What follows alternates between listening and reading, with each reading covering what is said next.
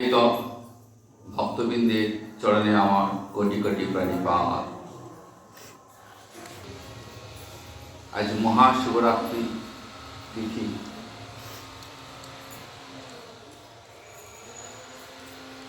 মহাপুণ্য তিথি।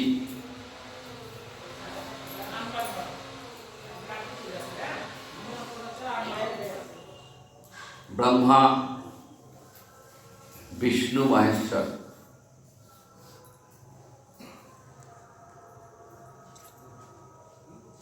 এই তিনজন বলেন ব্রহ্মাণ্ডের অধিপতি। স্বয়ং ভগবান তিন অংশে ব্রহ্মারূপে জগৎ সৃষ্টি করছেন,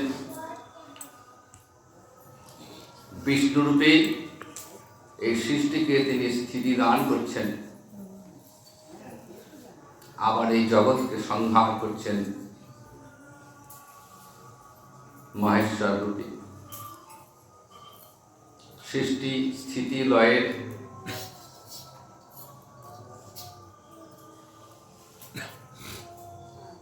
তিনি নিয়ন্ত্রণকর্তা।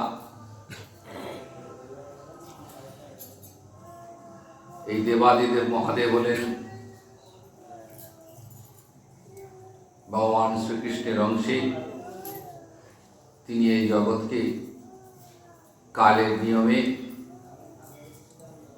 তিনি ধ্বংস করেন, আবার নতুন করে সৃষ্টি শুরু হয়।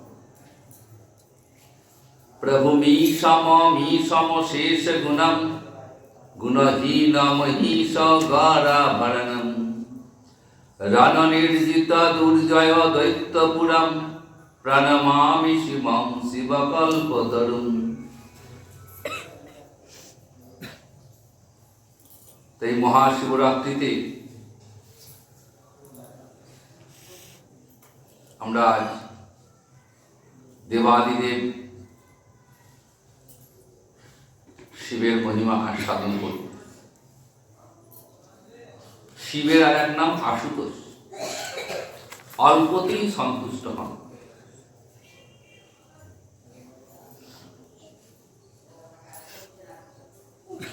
কেউ যদি ভক্তি করে শ্রদ্ধার সঙ্গে মহাদেবকে একটু গঙ্গা জল বেলপাতা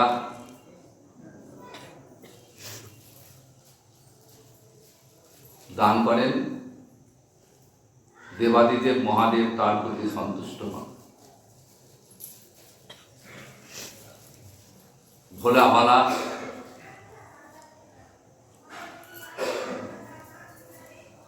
কোনো মার প্যাচ নেই, কোনো কুটকাচালি নেই, অত্যন্ত সাদা সিধে সরল।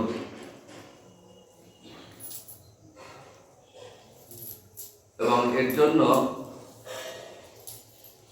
মহাদেবকে কখনো কখনো বিপদও করতে হয়েছে। শকুনি নন্দন বৃকাসুর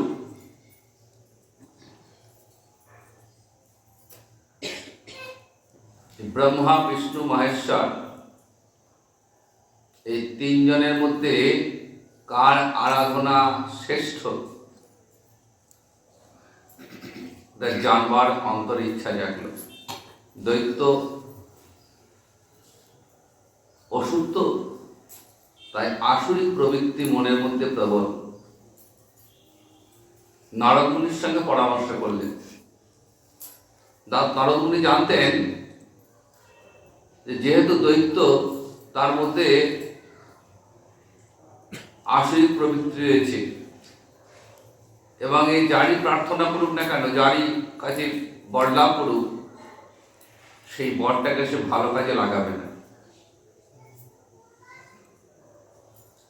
তাই নারদ বললেন যে তুমি শিবের আরাধনা করো, শিব অল্পতেই তুষ্ট হন, তোমার মনোবাসনা পূর্ণ হবে।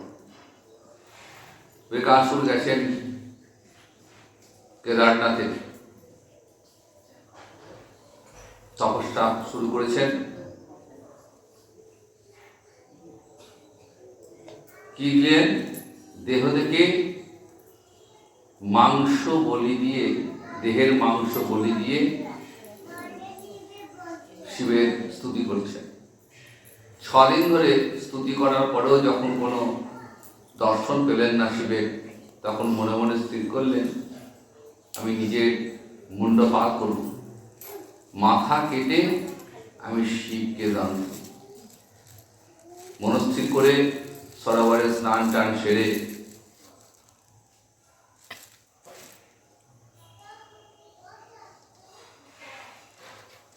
মাথা কাটতে যাবেন, এমন সময় মহাদেব এসে উপস্থিত হয়েছেন। বৃকাসুদেব বলছেন তোমার তপস্যায় আমি তুষ্ট হয়েছি, তুমি কি বর চাও?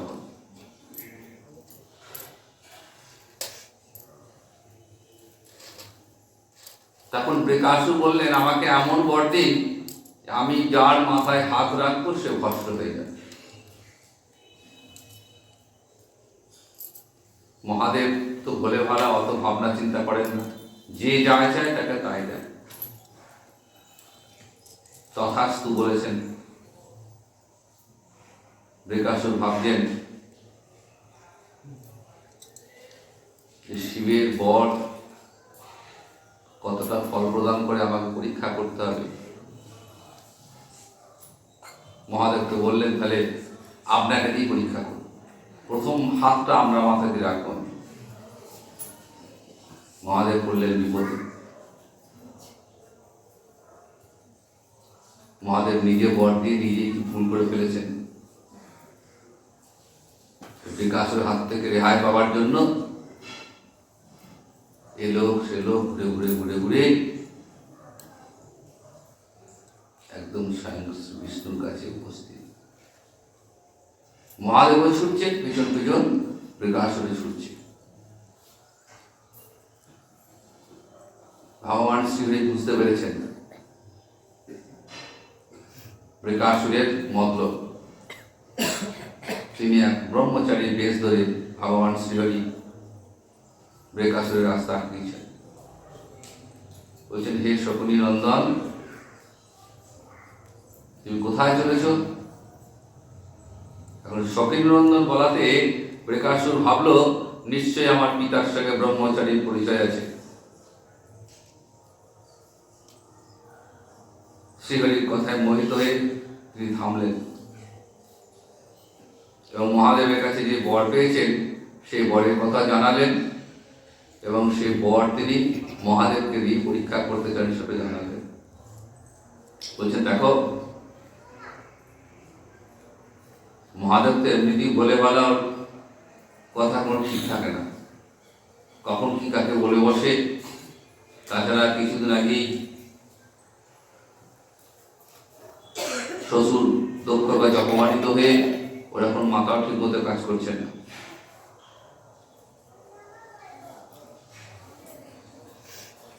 সুতরাং বর যে কতটা ফলপ্রসূ হবে তা নিয়ে সন্দেহ আছে। আর তাছাড়া এটা নিয়ে এত ভাববার কি আছে?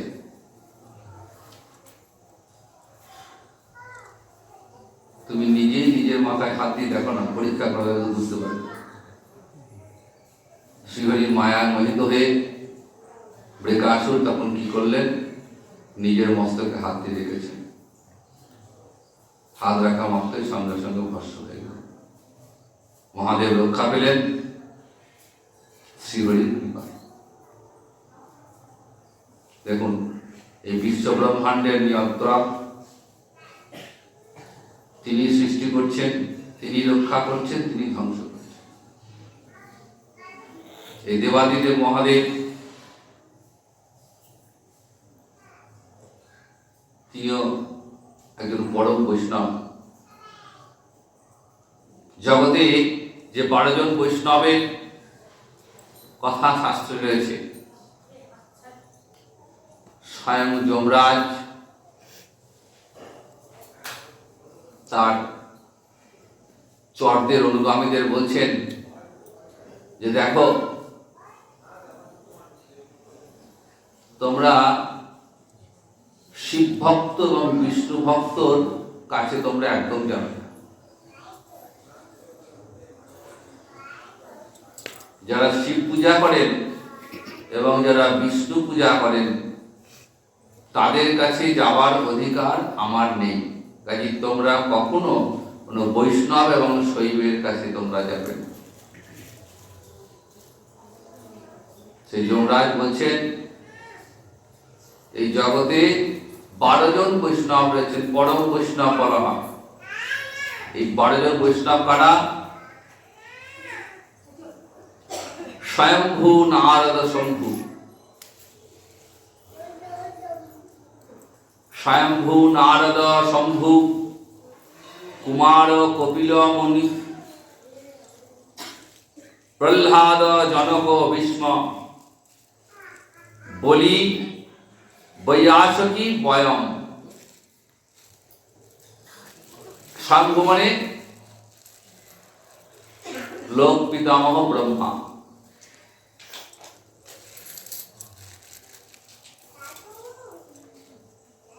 নারদ মুনি, যিনি বিনা যন্ত্রে সর্বদাই হরি গুণাকীর্তন করেন।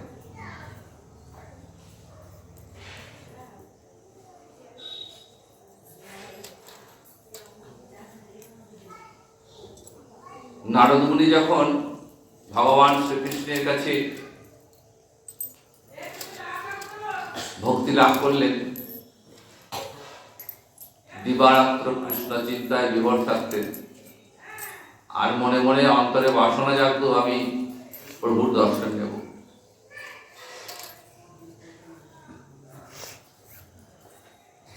তো তিনি যতবারই বৈকুণ্ঠে যান ততবারই দেখেন বৈকুণ্ঠের আসনটি খালি, ভগবান সেখানে নেই।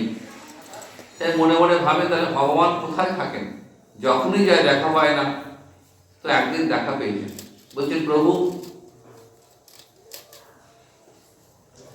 তোমাকে পাওয়ার জন্য আমার এত কিছু, তুমি যে ভক্তি দান করেছো সেই ভক্তির বলে আমি যতবারই তোমায় দর্শন করতে যাই তোমাকে কিছুই দর্শন পাই না। প্রভু তুমি থাকো কোথায়?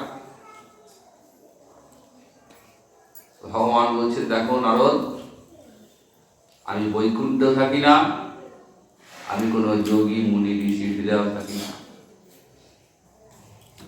আমি কোথায় থাকি জানো? আমার ভক্ত যেখানে আমার গুণকীর্তন করে আমি সেইখানে থাকি, অর্থাৎ আমি ভক্তের হৃদয়ে থাকি। না হম দৃষ্ট আমি বৈকুণ্ঠে যোগিনাম হৃদয় নচ, মদ ভক্তা যত্র জ্ঞান্তি তত্র দৃষ্ট আমি নারদ। আমার ভক্ত যেখানে আমার গুণকীর্তন করে, যে ভক্তের জিহ্বায় সদা হরিনাম জাগ্রত হয়, আমি সেই ভক্তের হৃদয়ে বাস করি। তাই নারদ, যদি আমাকে পেতে চাও তাহলে তোমায় বৈকুণ্ঠে আসার প্রয়োজন নেই, তুমি সর্বদাই হরিনাম করো। সেই থেকে নারদ বিনা যন্ত্রখানি হাতে নিয়ে দিবারাত্র হরিনাম সংকীর্তন করতে করতে ত্রিভুবন ঘুরে ঘুরে বেড়ায়।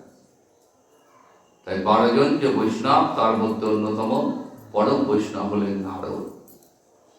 স্বয়ম্ভু, নারদ, শম্ভু, দেবাদিত্য মহাদেব পঞ্চমুখে হরিনাম সংকীর্তন করে।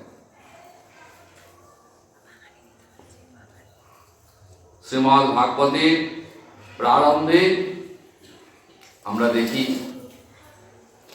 দেবাদিদেব মহাদেব অমরনাথের গুহায় দেবী পার্বতীকে রাধা মাধবের অপ্রাকৃত লীলা কথা শ্রবণ করা হয়েছে।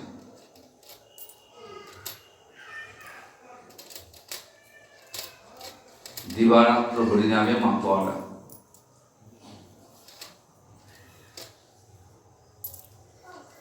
তাই স্বয়ম্ভু, নারদ, শম্ভু আর কে? কুমার। কুমার মানে ব্রহ্মার 4 মানস পুত্র, সনক, সনাতন, সুনন্দন, সনত কুমার, চতুষ্পাণ বলা হয়। এরা চিরকুমার, এরা ব্রহ্মার মানস পুত্র। কপিল কপিল দেব, মহর্ষি কপিল ভগবান শ্রীকৃষ্ণের ভগবানের একটি অবতার।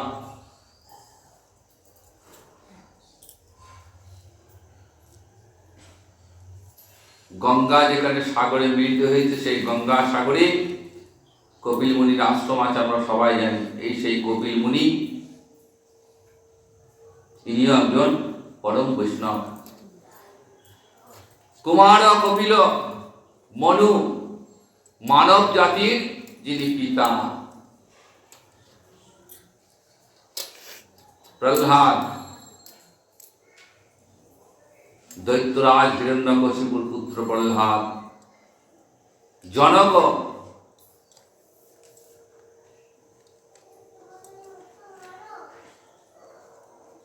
জনক রাজা। ভীষ্ম, মহাভারতের কৌরব এবং পাণ্ডবদের পিতামহ ছিলেন ভীষ্ম। তিনি এই 12 জন বৈষ্ণবের মধ্যে একজন। বলি মহারাজ, যিনি দানের অহংকার দেখিয়েছিলেন। অতি দানে বলির বদ্ধা, অতি মানে চ কৌরব।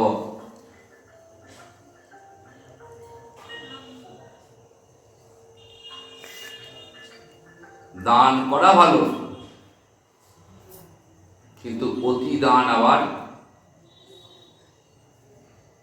পতন ডেকে আনে। যত্রতত্র দান করা উচিত নয়। দান করতে হবে সৎপাত্রে। অপাত্রে দান হলে লাভের থেকে ক্ষতি হবে বেশি। বলি মহারাজ তার প্রমাণ।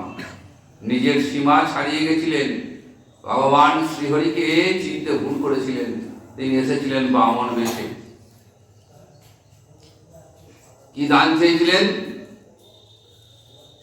বলি মহারাজের কাছে বললেন, আমার 3 পা দান নেব।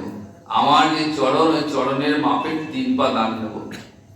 বলি অট্টহাস্য করলেন, বলছো কি তুমি? ছোট্ট বালক, ছোট্ট ছোট্ট চরণ, এইটুকু চরণের মাপে জমি কতটুকু হবে? কি হবে দিয়ে?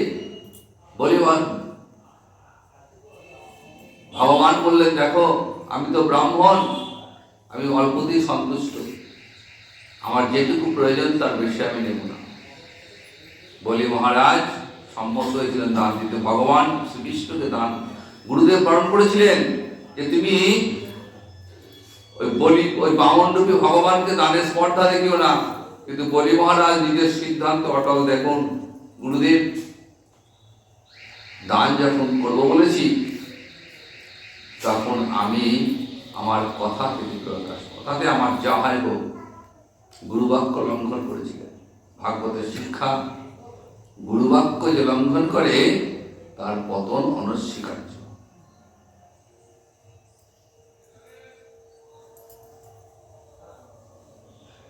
যখন দান গ্রহণের কথা বলছেন, তখন ছোট্ট ছোট্ট চরণ দেখাতেন। আর যখন দান গ্রহণ করছেন, তখন 2 চরণে ত্রিভুবন অধিকৃত হয়ে গেছে। বলি মহারাজ এখনো তো 1 পা দান বাকি, কি দেবে? তোমার কি আছে? বলি মহারাজ বুঝতে পারলেন আমার দান করার ধৃষ্টতা হয়েছে। বলছেন, প্রভু সত্যি আমার দানের আর কিছু নেই তোমাকে, তবে দান যখন দেবো বলেছি, দান তো আমি দেবই। আমার রাজ্য, আমার অর্থ, আমার ধন সম্পত্তি, অহংকার সব থেকেও বড় হচ্ছে আমি। তাই প্রভু তোমাকে দেবার মতো আমার আর কিছু নেই। আমার মস্তকে তুমি তোমার ওই চরণটি রাখো। বলি শুধুমাত্র প্রহ্লাদের পৌত্র ছিলেন, নাতি। ভক্তের বংশে জন্মালে, একটা বংশে একটা ভক্ত জন্মালে উত্তর পুরুষ পূর্বপুরুষ সমস্ত উত্থান হয়ে যায়। তাই প্রহ্লাদের ভক্তির বলে বলি উদ্ধার হয়ে গেলেন। প্রহ্লাদ আপনার কৃপা পাননি, বলি ভগবানের চরণ মাথায় রেখেছিলেন, তাই বলির ন্যায় বৈষ্ণব জগতে আর দ্বিতীয় নেই। প্রহ্লাদ বিষ্ণু, প্রহ্লাদ বলি, বৈয়াসকি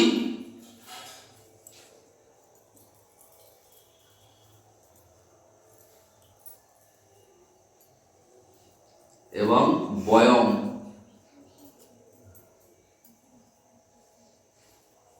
যমরাজ নিজেকে দেখিয়ে বলছেন বয়ম, সংস্কৃত বয়ম মানে আমরা, গৌরব বাচক অর্থে ব্যবহৃত হয়েছে। 12 জনের কথা বললেন তো, শেষে নিজেকে দেখিয়ে বললেন আমরা। এই আমরা 12 জন জগতে বৈষ্ণব। তাই দেবাদিদেব মহাদেব 12 জন বৈষ্ণবের মধ্যে অন্যতম। তাই মহাদেবকে যখন ডাকবেন, মহাদেবকে যখন পূজা করবেন,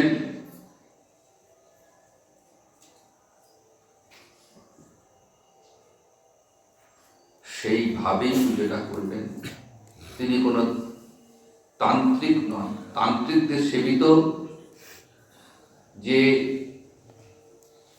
মহাদেব, যারা বলেন মহাদেব শ্মশানবাসী, মহাদেব নেশা করে,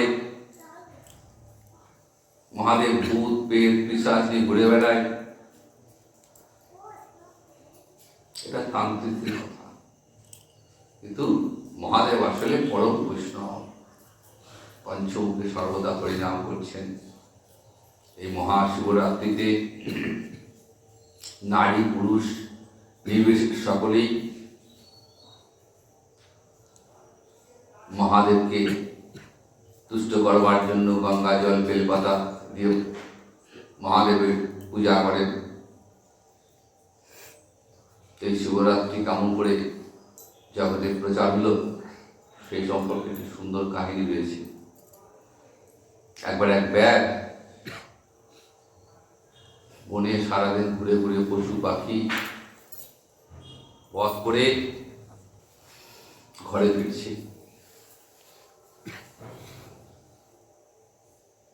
ফিরতে ফিরতে রাত হয়ে গেছে, গভীর জঙ্গল, জঙ্গলে হিংস্র পশুর ভয়ে ব্যাগ কি করলো, ওই পশু পক্ষীর মাংস নিয়ে একদম একটা গাছে উঠে বসে রাতটা গাছে কাটাবে, পরের দিন সকালে ঘরে। নিচে সব হিংস্র জন্তু জানোয়ার হাঁকডাক করছে, ব্যাগ ভয়ে নড়ে চড়ে বসছে। এমন সময় গাছটা ছিল বেল গাছ। ভোরের দিকে গাছ থেকে একটা শিশির বিন্দু সহ বেল পাতা বেল গাছের তলায় মহাদেবের একটি শিবলিঙ্গ ছিল, সেখানে ওই শিশির বিন্দু সহ বেল পাতাটি শিবলিঙ্গে পড়ে।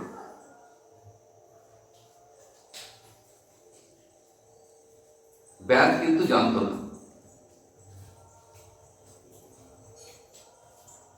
সকাল হয়েছে, গাছ থেকে নেমে ঘরে ফিরে গেছে। স্ত্রী রান্না করে খেতে দিয়েছে, খেতে যাবে, এমন সময় এক অতিথি এসছে। ব্যাগ কি মনে করলেন, নিজের আহারটি ওই অতিথিকে দিলেন। তাই নিজের অজান্তেই শিবরাত্রি ব্রতটি পালন হয়ে গেল। আবার ব্রতের পালনটি হয়ে গেল অতিথি সৎকার করে। এবং যথাসময়ে ব্যাধের যখন দেহটা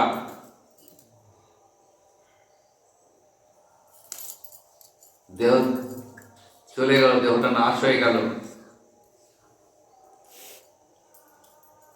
ব্যাগ কোথায় গেলেন? একদম শিবলোকে চলে গেলেন।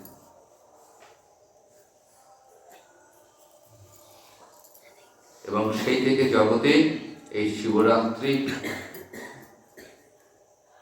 প্রচলন হল।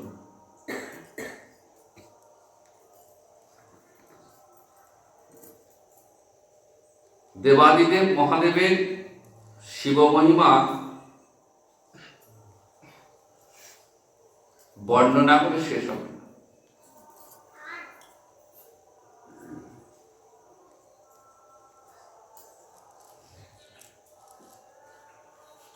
তিনি যেমন শান্তশিষ্ট, গঙ্গাজল বেলপাতায় তুষ্ট, আবার তিনি রেগে গেলে, ক্রুদ্ধ হলে তার মতো ভয়ঙ্কর আর কেউ নেই।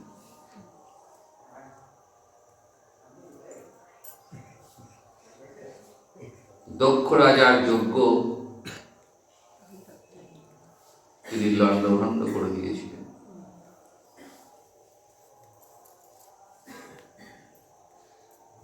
এই ব্রহ্মাণ্ডের পালকরা এক যজ্ঞের আয়োজন করেছেন, মহাযজ্ঞ। যারা ব্রহ্মাণ্ডের সৃষ্টিকর্তা,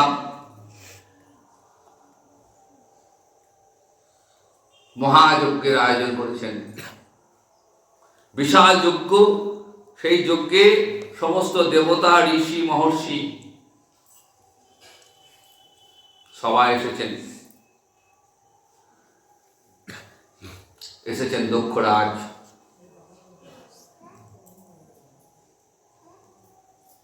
সেই যজ্ঞে দক্ষকে দেখে সবাই উঠে দাঁড়ালেন।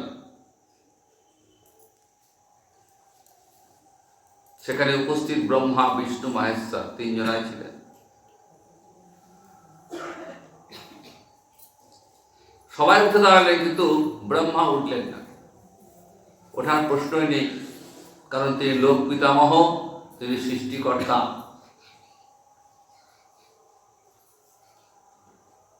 বিষ্ণু তিনি তো আদিগুরু, জগৎগুরু, সুতরাং তিনিও উঠবেন না।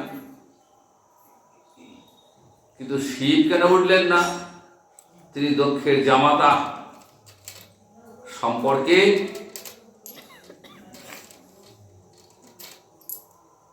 শিবের শ্বশুর, সুতরাং দক্ষ শিবের কাছ থেকে সম্মানটুকু আশা করেছিলেন। কিন্তু শিব যখন উঠে দাঁড়ালেন না, অত্যন্ত ক্রুদ্ধ হয়ে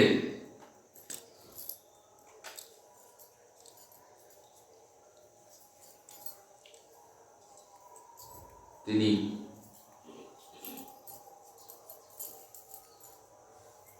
অভিসম্পাত করতে লাগলেন।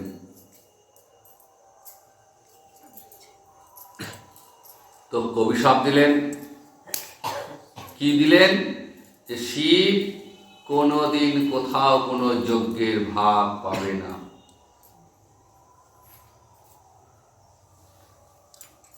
যখন দক্ষ অভিশাপ দিলেন, সঙ্গে সঙ্গে শিবের যে প্রধান পার্ষদ নন্দীশ্বর, তিনি অভিসম্পাত করতে লাগলেন। তিনি কি বললেন? দক্ষকে বললেন যে জগতে যারা শিব নিন্দু, যারা শিবের নিন্দা করে, আমার প্রভুর যারা নিন্দা করে, তারা কখনো কোনো দিব্য জ্ঞান লাভ করতে পারবেন না। আর দক্ষের ছাগ মুন্ড হবে, দক্ষের মাথাটা হবে ছাগলের মাথা। এটা শুনে ভৃগুমণি উঠে বললেন। তিনি আবার শিবের অনুচরদের অভিশাপ দিলেন, যারা শিব স্তুতি করবে, শিবব্রত করবে, তারা নাস্তিক হবে। এইভাবে সাপ সাপান্ত চলছে, উভয়কে পরস্পরকে শাপ দিচ্ছে।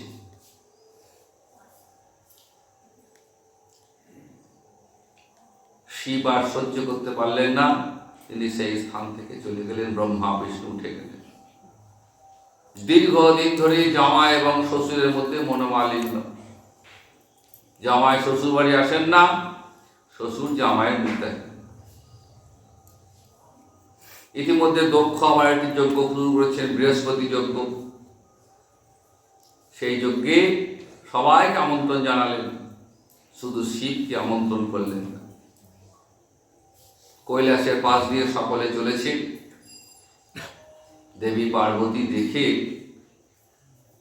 আর থাকতে পারলেন না, যে আমার পিতার যজ্ঞ, সেই যজ্ঞে সবাই উপস্থিত, অথচ আমার প্রভু দেবাদিদেব মহাদেব সেই যজ্ঞে উপস্থিত নেই। এ হতেই পারে না।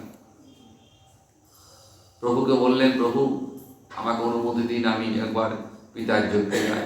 বলছেন, দেখো পার্বতী, তোমার পিতার সঙ্গে আমার সম্পর্ক তো ভালো নেই, এবং আমার সঙ্গে সম্পর্ক ভালো নেই বলে তিনি তোমাকেও পছন্দ করেন না।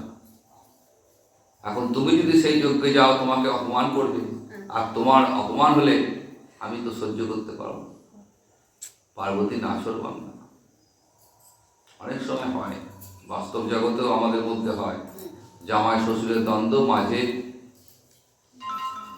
কন্যার অবস্থা, না পারে স্বামীর দিকে, না পারে শ্বশুর পিতার দিকে। পার্বতীর অবস্থা সেই অবস্থা। স্বামীর কথা অমান্য করে জোর করে গেলেন, আমি যাবই। দক্ষরাজ কন্যাকে দেখে একটি কথাও বললেন, কিন্তু মা তিনি কাছে গেলেন। আরো পার্বতীর যারা বোন ছিল, তারা সকলেই বোনকে আলিঙ্গন করল, কিন্তু মহারাজ একটি কথা বললেন। দেবী যখন দেখলেন যে যজ্ঞে সবাইকে ভাগ দেওয়া হয়েছে, একমাত্র তার প্রভু, তার পতি, পরম পতি মহাদেবের জন্য কোনো যজ্ঞের ভাগ রাখা হয়নি, তিনি পিতার প্রতি অত্যন্ত ক্রুদ্ধ হয়ে গেলেন এবং সকলের সামনে পিতার নিন্দা করতে লাগলেন এবং পতির স্তুতি করতে লাগলেন। শুধু তাই নয়, রাগে, অপমানে, ক্রোধে, যে আমার স্বামীর অপমান,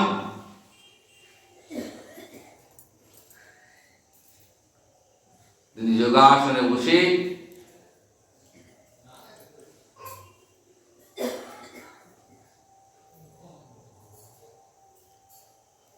যোগাগ্নিতে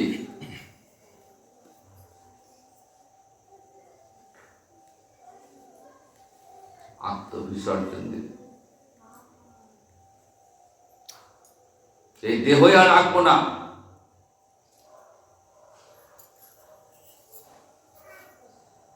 পিতৃদত্ত দেহটা আর রাখবো না আমি।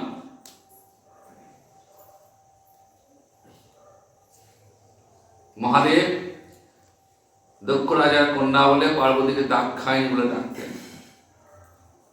আজ থেকে যেন আমার স্বামী আমার দাক্ষায়ণী বলতে না পারে, পিতার দেওয়া দেহটাকে আমি ত্যাগ করি।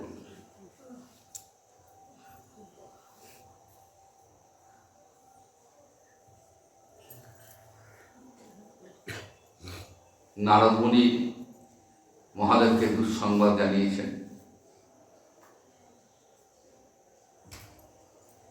যজ্ঞে ডাকেননি, যজ্ঞে ভাগ দেননি, মহাদেবের তাতে কোনো অনুশোচনা ছিল না।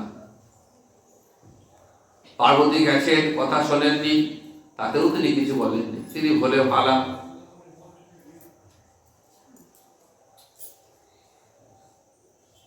শান্ত। কিন্তু যে পার্বতী দেহত্যাগের কথা শুনেছেন, সঙ্গে সঙ্গে মহাদেবের মাথায় গেছে। আর মহাদেব যদি একবার রুষ্ট হন, তাহলে কি হয়? বিশ্ব ব্রহ্মাণ্ডে প্রলয় সৃষ্টি হয়ে যায়। ছুটতে ছুটতে তিনি এসেছেন দক্ষের যজ্ঞস্থলে। নিজের জটা থেকে একটা জটা ছিঁড়ে মাটি যেই ফেলেছেন, সেখান থেকে বীরভদ্র নাম এক অসুরের আবির্ভাব। সে তার অনুচরদের নিয়ে সমস্ত যজ্ঞ লণ্ডভণ্ড করতে লাগল।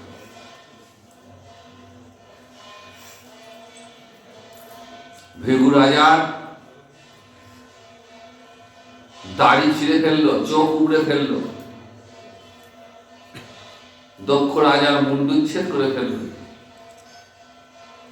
এবং তাই দেখে সমস্ত দেবতাগণ, অন্যান্য যারা এসেছিলেন, মুনি ঋষি, সব ভয়ে পালাতে লাগলেন। কিন্তু বীরভদ্রের হাত থেকে কারো রেহাই নেই। এক হাত থেকে ধরছেন আর সব হত্যা করছেন।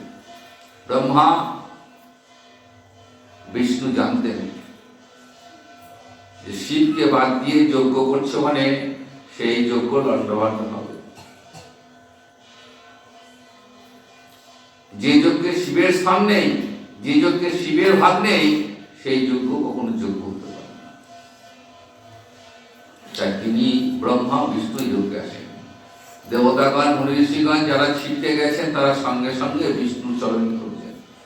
প্রভু শিবের অনুচর বীরভদ্রের অত্যাচারে সৃষ্টি টলমল ধ্বংস হওয়ার জোগাড় আমি রক্ষা করি। বিষ্ণু তো সবই জানতেন, তাই বললেন দেখো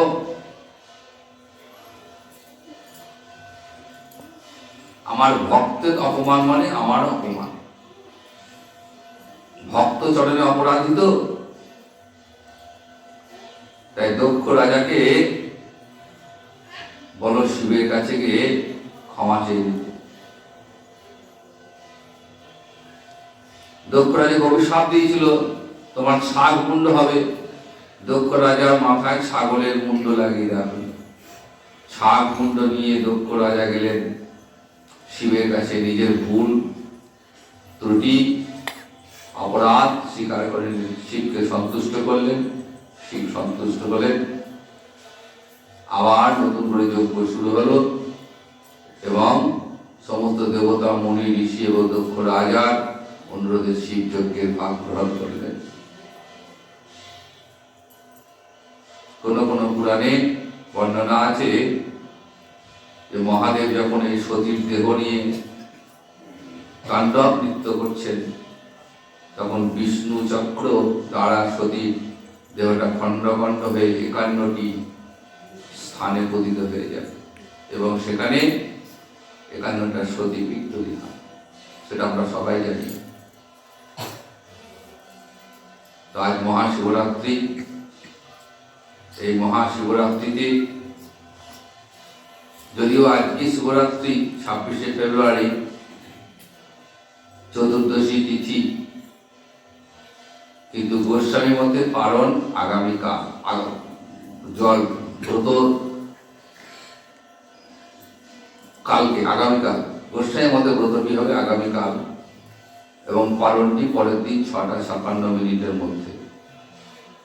যারা বৈষ্ণব, যারা বিষ্ণুর উপাসক, যারা শ্রীকৃষ্ণের ভজন করেন, গৌরনীতায়ের ভজন করেন, যারা গৌরনীতায় যাদের উপাস্য, তারা আগামীকাল দেবাদিদেব মহাদেবকে গঙ্গা জল বেলপাতা দিয়ে পূজা করবেন। মহাদেবের কাছে কি প্রার্থনা করবেন? হে দেবাদিদেব মহাদেব, তুমি আমাদের কৃষ্ণ ভক্তি প্রদান করো। আজ প্রভু আরতির সময় হয়ে আসছে, আরো অনেক কথা বলার ছিল কিন্তু আবার একদিন বলা যাবে। আজ এইখানে দেবাদিদেব মহাদেবের চরণে প্রণাম জানিয়ে, গৌর নিত্যানন্দ চরণে প্রণাম জানিয়ে, সমস্ত ভক্তবৃন্দের চরণে প্রণাম জানিয়ে আজ এখানেই হরিকথা শিবকথা বিশ্রাম।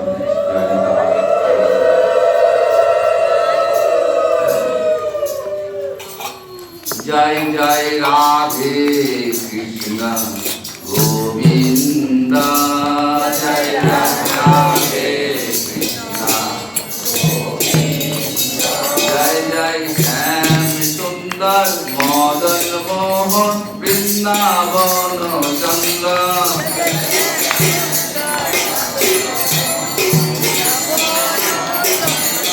জয় জয় রাধা রামন রাজ বিহারী গোকুলানন্দ,